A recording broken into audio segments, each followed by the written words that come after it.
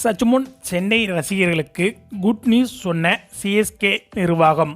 தலைகீழாக மாறப்போகும் பிளேயிங் 11. அதாவது ஐபிஎல் 2024 முதல் போட்டியில் நடப்பு சாம்பியன் பட்டத்துடன் களமிறங்கிய சென்னை அணி 6 விக்கெட்டுகள் வித்தியாசத்தில் ஆர்சிபியை தோற்கடித்தது.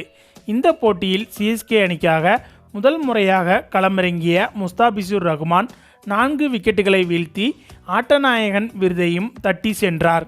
அது மட்டுமில்லாமல் பேட்டிங்கில் ரச்சின் ரவீந்திரா, ரஹானே, மிட்சல், சிவம் துபே, ஜடேஜா உள்ளிட்ட அனைவரும் சிறப்பாக பேட்டிங் செய்தனர். குறிப்பாக சிஎஸ்கே ரசிகர்கள் பலரும் கான்வே மற்றும் பதிரனாவின் இடத்தை எப்படி நிரப்பப் போகிறார்கள் என்று சந்தேகத்துடன் இருந்தனர்.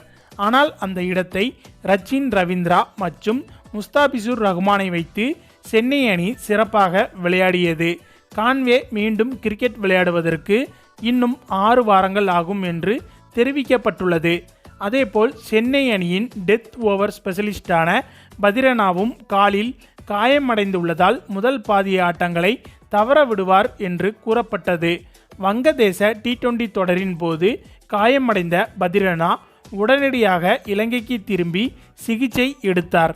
அதன் பிறகு அவர் பவுலிங் போடும் வீடியோக்கள் சோசியல் மீடியாவில் வெளியான நிலையில் இலங்கை கிரிக்கெட் வாரியம்தான் பதிரனாவுக்கு NOC சர்டிஃபிகேட் கொடுக்காமல் இருப்பதாக கூறப்பட்டது.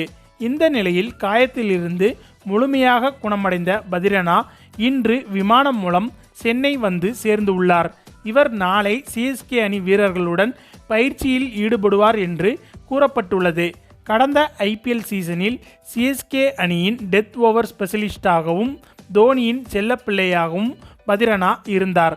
இதனால் இந்த சீசனில் நேரடியாக சிஎஸ்கே அணியின் பிளேயிங் 11இல் பதிரனா இடம்பெறுவார் என்று கூறப்பட்டுள்ளது. இதனால் வருகின்ற 26ஆம் தேதி குஜராத் அணிக்கு எதிராக பதிரனா களமிறங்குவார் என்று எதிர்பார்க்கப்படுகிறது. பதிரனா விளையாட இருப்பதால் எந்த பவுலருக்கு ரெஸ்ட் கொடுக்க போகிறார்கள் என்று தெரியவில்லை. ஓகே ஃப்ரெண்ட்ஸ், யாருக்கு பதிலாக பதிரனா சிஎஸ்கே அணியின் பிளேயிங் 11இல் இடம்பெறுவார் என்ற உங்களுடைய கருத்துக்களையும் மறக்காமல் கமெண்டில் சொல்லுங்கள். மேலும் இந்த வீடியோ பிடிச்சிருந்தா லைக் அண்ட் ஷேர் பண்ணுங்கள். நம்ம சேனல் சப்ஸ்கிரைப் பண்ணுங்கள். கூடவே பெல் பட்டனையும் கிளிக் பண்ணுங்கள். தேங்க்ஸ் ஃபார் வாட்சிங்.